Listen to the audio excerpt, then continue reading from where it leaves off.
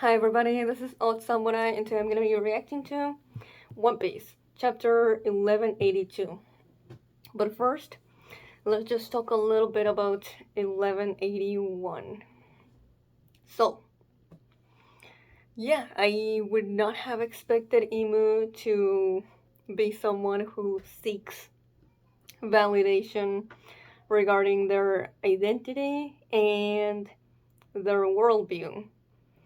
But they are, and that makes them a much more interesting character than they've ever been before. And apparently, Joy Boy, at some point in time, shared that worldview and seemed like it meant a lot to Imu, as Joy Boy might have been the one person who understood Imu the most and has never gotten over the fact that Joy Boy, well, led a whole army of sorts to go against Imu. And just doesn't understand it, even now. So, yeah, I'm also really curious, like, one, why did Joy Boy believe that to be the case as well, which is domination is the only true bliss in the world? And then what changed uh, his uh, feelings on that? Yeah, for now I'm leaning towards that Emu and Joy Boy were friends, because I've seen like, oh, they could have been uh, brothers, but I think I prefer friends for now.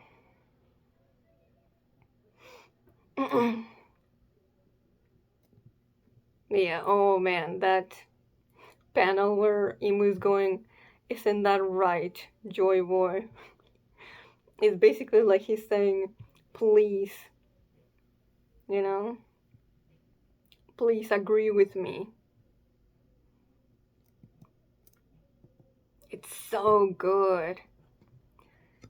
It's only a few panels, but it did wonders for Emu's character. Also, when I was watching, I think it was episode 1159, I saw like when the Straw Hats are running away from Rodo, and Zoro says something along the lines of like, hmm, like, what is this guy? Is he a god or a devil? Like, who cares?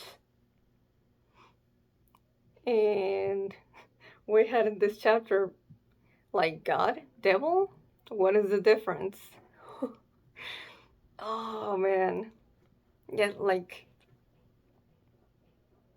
I feel like just that alone also could give quite a lot of insight into how emu sees themselves, but also how they see mythical legends like Nika.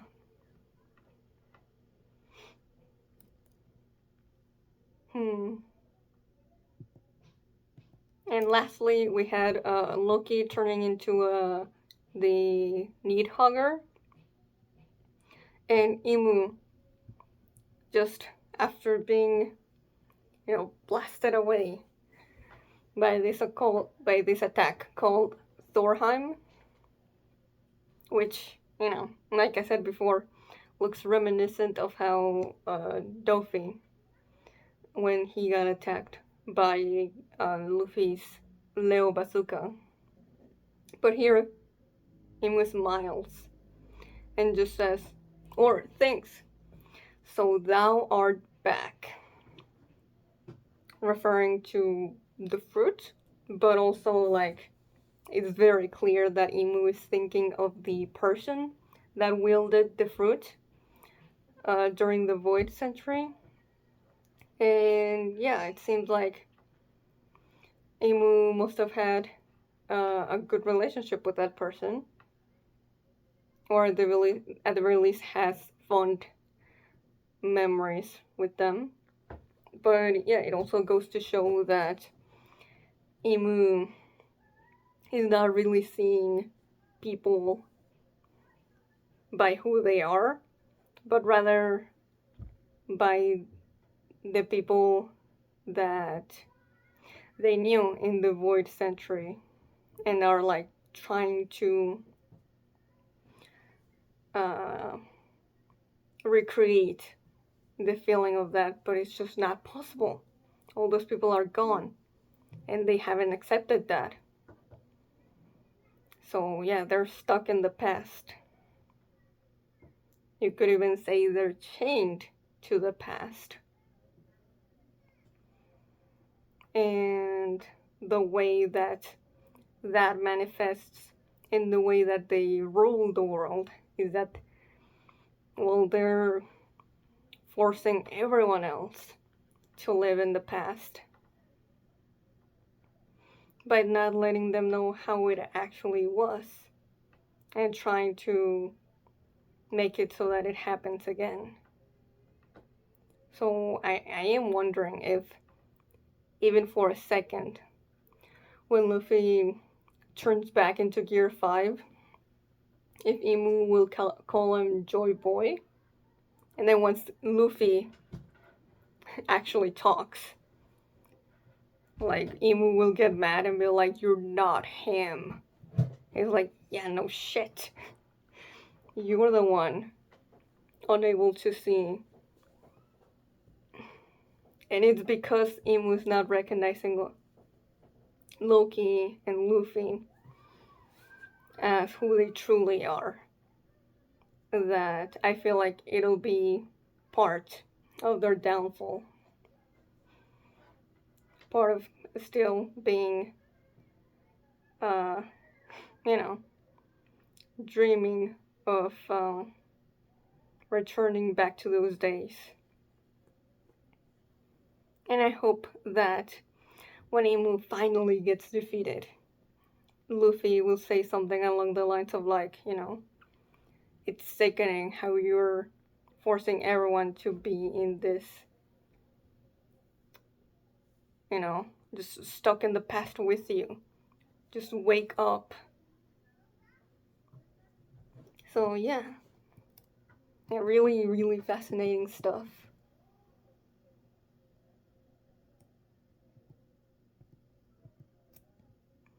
Okay, so let's get to 1182. Titled Sasa. Okay. And then the chapter cover is Ishio savoring a bowl of udon painstakingly crafted by a fox and tanuki. Alright.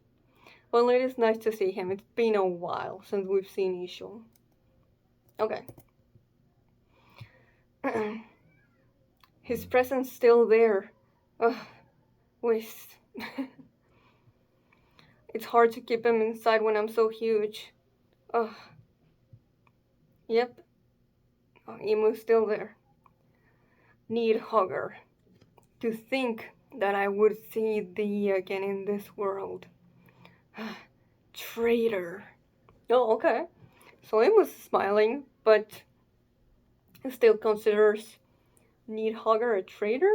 But like I said, because of Emu being so, like, the reality is very, very skewed.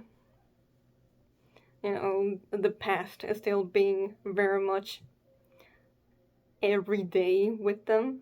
Like, are they calling Needhogger a traitor because of what's happening right now? Or something that happened during the Void Century? Either way, it's interesting that it brings a smile.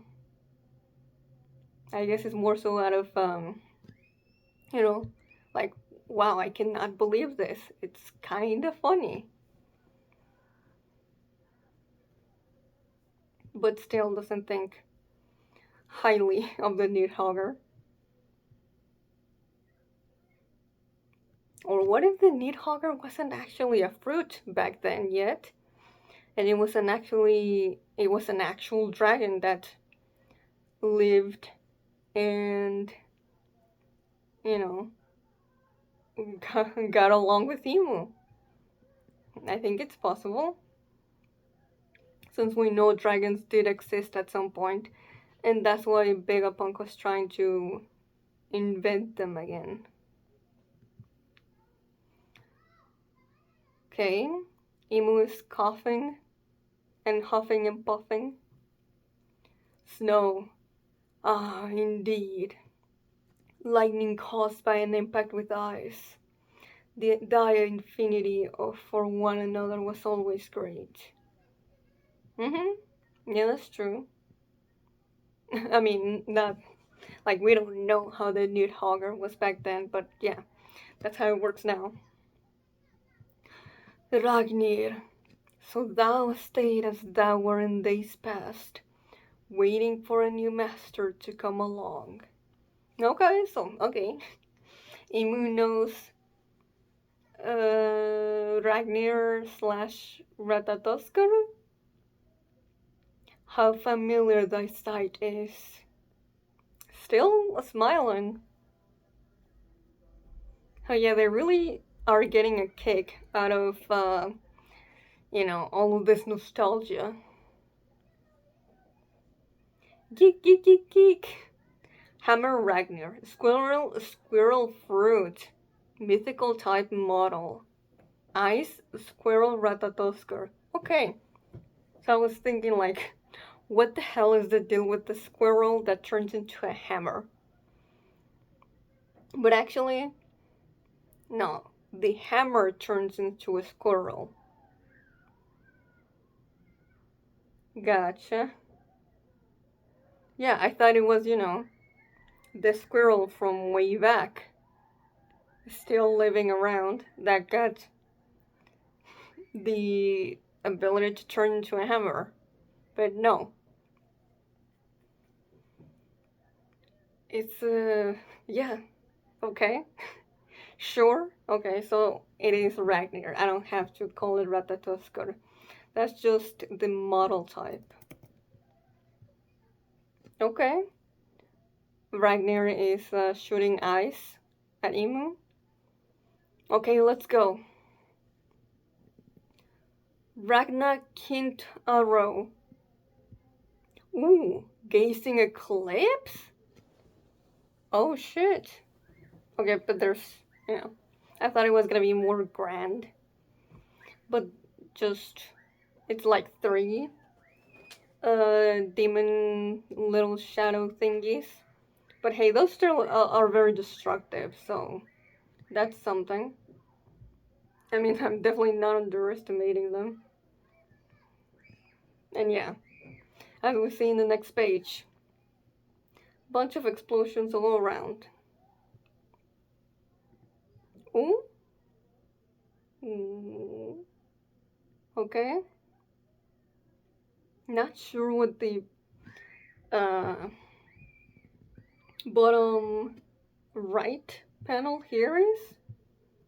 Maybe I'm just being dumb, but I guess it just looks like it's one of the demon ball thingies, very close to an explosion, and then Emu with their hand like this, and then we see a bunch of explosions going off in the distance. Yikes, it's scary. Bonnie, come back this way. Don't worry, I'm not going to try to fight that. Oh, okay. I mean, like, don't get me wrong, I don't want to put the child to be fighting this devil, but at the same time, Bonnie is pretty strong, and, you know, she can turn into the Nika form, so I was hoping she'd at the very least transform. Emu would see her and be like, what the hell? Other people can do that too? No, you're just a fake. Of course not. I'm your guardian now. Oh shit. I was not thinking of it like that, but okay. I'd never let you do such a thing. But who is that? He's clearly the superior of the Holy Knights of God. Okay, yeah. I didn't really like stop and think like what is everyone thinking about who this person who just showed up that started wrecking everyone. Makes sense that they'd believe it is just another holy knight. But he's now one of the five elders in a massive organization lasting 800 years. It's only natural that power struggles will breed deeper and deeper darkness. Darkness is in bold. Which would mean. Also, I like that, it's Lilith, but we're getting a reminder that yes, at the end of the day, Lilith is a Vegapunk, and all the Vegapunks came from Stella. So these are basically his thoughts as well. Hey Sanji, you're too hurt too. There's no other choice for me, Bonnie. Hey, how's that, Sanji? I didn't even need to take you out myself. Though it's incredible you're even alive right now. Well, Killingham is doing as he said, which is, I will remember your name. Where are you going? Back to my mission. Can't you see my rippling strength? Yeah, he got a boost from the omen thingy, which, like, what the hell even is that? Is that some type of, like, haki somehow? Is that a part of, yeah, because that was my first assumption, that it was Emu's devil fruit. Or what? So long, sucker. Ugh. He still hasn't given up on kidnapping those children. Sanji, I can't let all of our battles be for nothing. This is the land that Usopp and Luffy have been dreaming about. I'm going to keep Elbaf safe. No, Sanji. He's only injured and shit, but like, as usual, with his self-sacrificial self, he doesn't care. Because, one of the Straw Hats, or is he, well, Luffy and Usopp, so more than one, care a lot about this being, about this land being protected. It's the land of giant beautiful women. It's Sanji, I expected that. Fair enough. The Owl Library. So around the back there's a hidden tunnel ending in a secret room? And you managed to protect all the books from the fire? Well done, Biblo. There's something about this owl, man. Thank you. I thought they were all lost. Yeah, I'm mighty glad too, and if I gotta admit it, I'm even more perplexed about you than before, Biblo. Yeah. I don't blame you. Sea Cloud Port by Western Village. Branch Round, Western Village, Rainbow Port. And here we go! Phew! Oh. Hey, hello, this is Summers speaking. Did I say Summers? I meant Super Summers. Who does he think he is? Supersonic? I found a giant ship to use. Bring the brats over here in 5 minutes. Alright. Well, I guess he's doing his best to cover up for his earlier mistake. Pop, Western Village. Look at the forest. It's like a war scene. They cut through your fingers was the cut through your fingers was incredibly sharp and clean, so they should reattach. But it'll take months for a full recovery. Oof. Thank you, Chopper. Months in the One Piece world? That's crazy. I feel so inadequate. I'm supposed to be the one who heals everyone else. There was nothing you could do about that. Thanks, Dr. Chopper, for helping my mom and everyone else. It's only emergency care. Once we're through this disaster, I can give them proper treatment. Ooh, ultra rare gird. My precious has chopped fingers. Am I dreaming? Is this official? I would give you all of my fingers if I could. Don't. Harsh, I am unworthy of the gift of your sharp tongue. Okay, Robo. Oh man, just Hydrogen lying on his back. unconscious. Oh, poor guy. I really wish he'd get more this arc. But when I saw. Okay.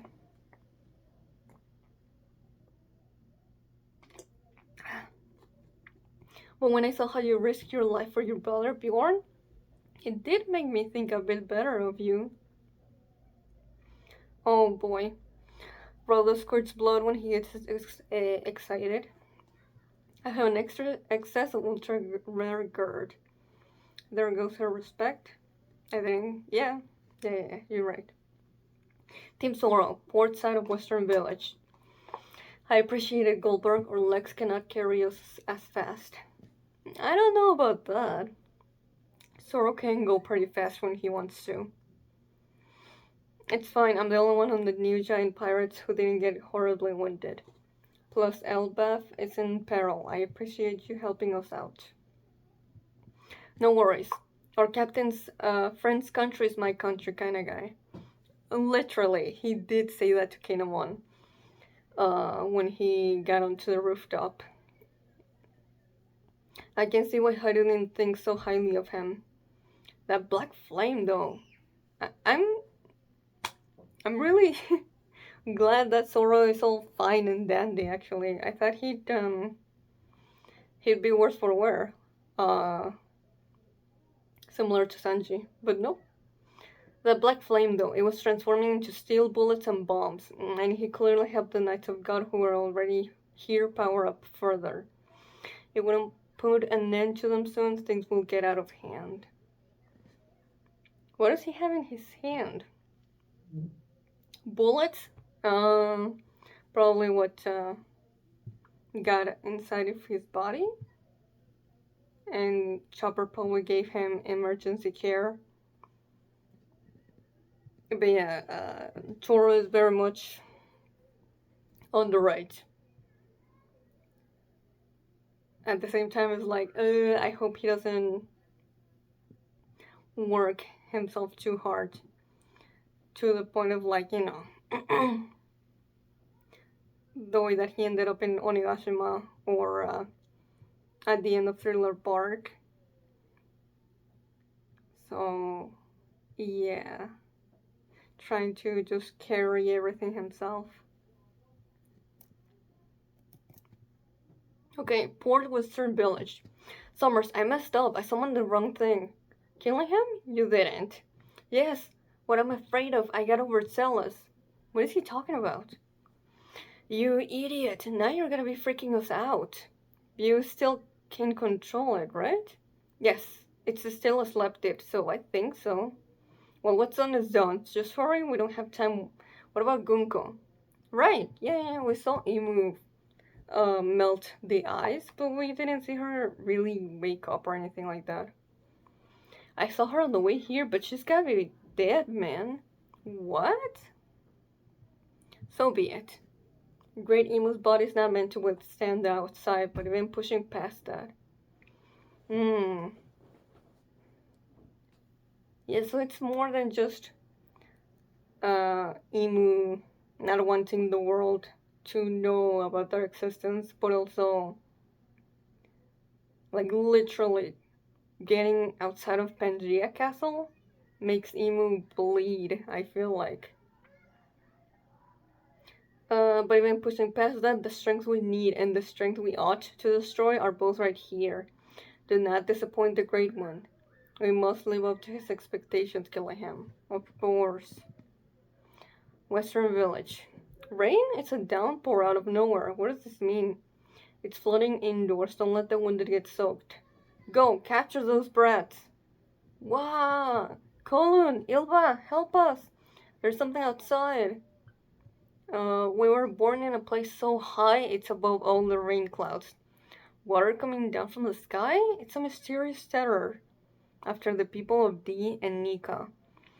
It was the most common boogeyman they warned us about.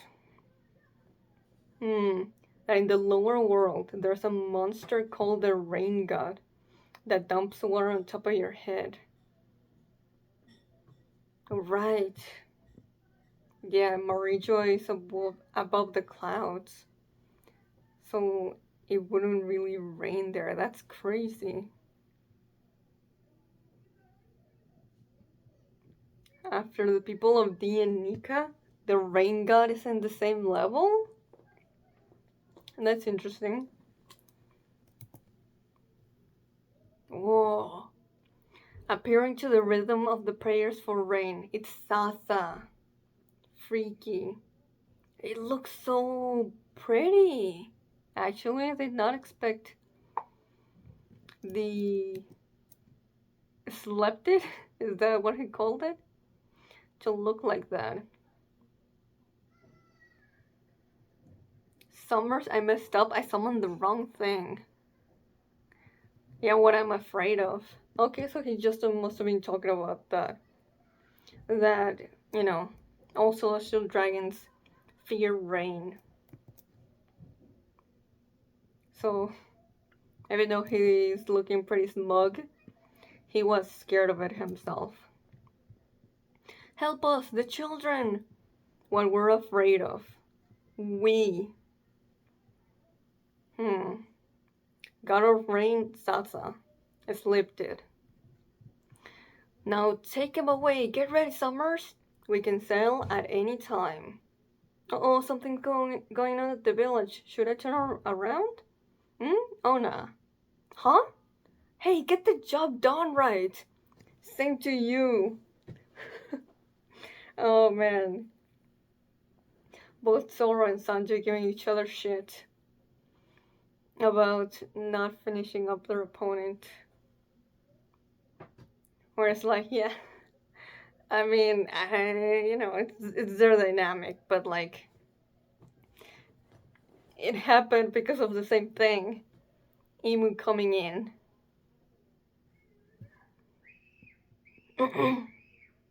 Also, it's crazy, but like, it's like I was hoping that the fight matchups were going to be Zoro versus Killingham and Sanji versus Summers. Mainly because Sanji versus Summers just seems like a very natural uh, decision to make, since their views on love would make for a cool uh, clash of ideals. But yeah, it seems like they might be staying with the same opponents even after this. Also, some cool lore about how celestial dragons fear rain. I mean, technically, shouldn't clouds be still above Marijoy? Considering I mean, I don't think we know for certain how tall the red line is, but this is indicating that it's even higher up than like Skypia. So that brings up some interesting implications about like, okay, if it's that high up, you'd think that uh, the world government would try to do something about Sky Islands and try to bring them in, as allies of the world government or something. But no, we'd never heard of anything like that. But anyway, okay.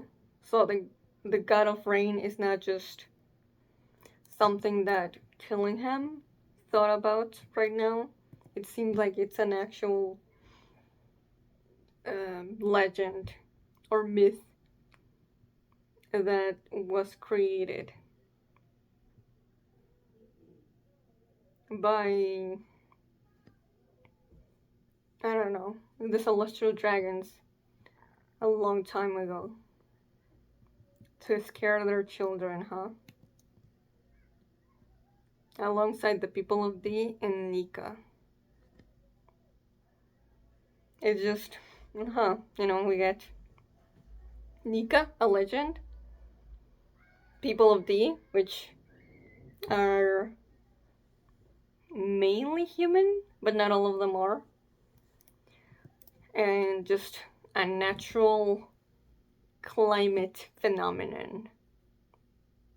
So yeah, that's definitely the odd one out of the three.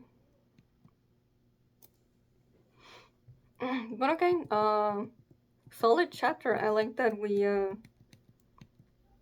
just were checking up on everyone because like, did I want more emu? Of course, but I am satisfied for now what we've gotten so far because the stuff in 1182 will be big enough to satisfy me for a long while.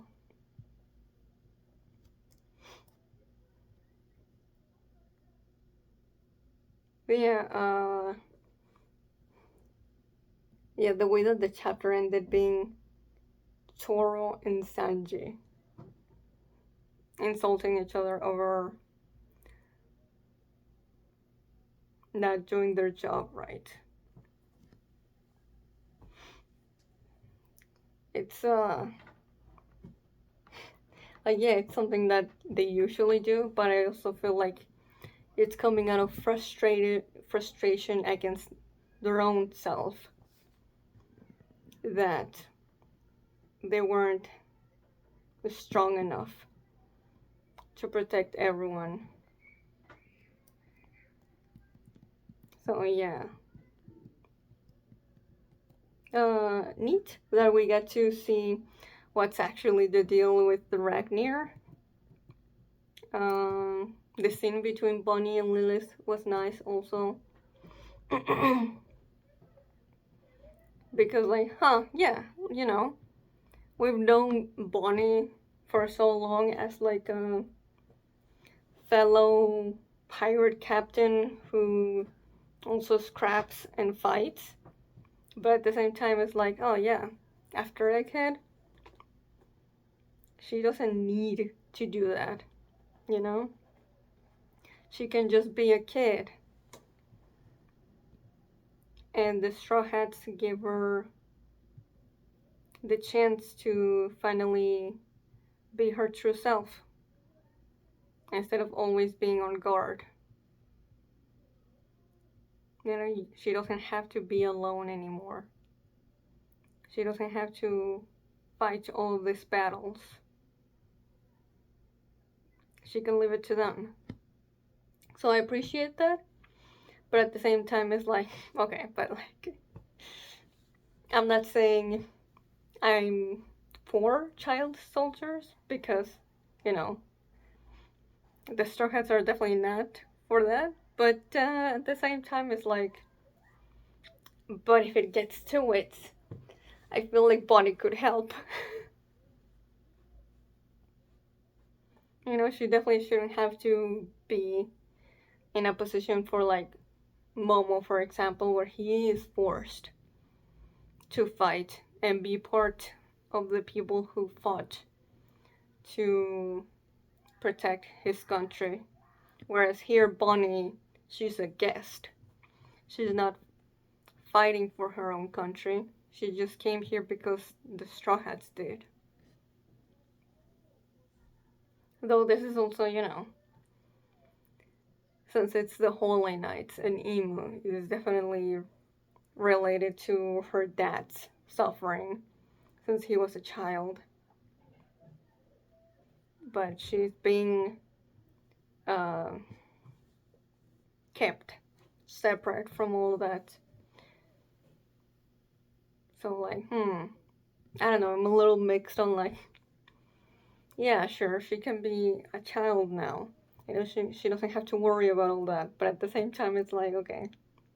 But if she has the power, though, I like she's gone through enough where it's like, this isn't something that will, like, she's been traumatized enough. I feel like this wouldn't really face her too much. But because of who her dad is. Maybe we should uh, keep her away from the Holy Knights, actually, because they want to take her as a slave. So yeah, it's tricky because we saw in Egghead that she could pull her own, defending herself and also she could protect others as well. So I'm just putting it there, putting it out there.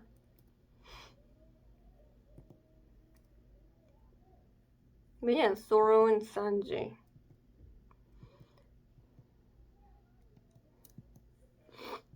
Just putting everyone else's safety above their own. And of course, it's, you know, Zoro blaming Sanji and Sanji blaming Zoro. Just as a way to let out their frustrations in a way that it's not, you know, to themselves. So, yeah. And that's all I have to say for today. If you enjoyed this, please like and subscribe. Till next time, see ya.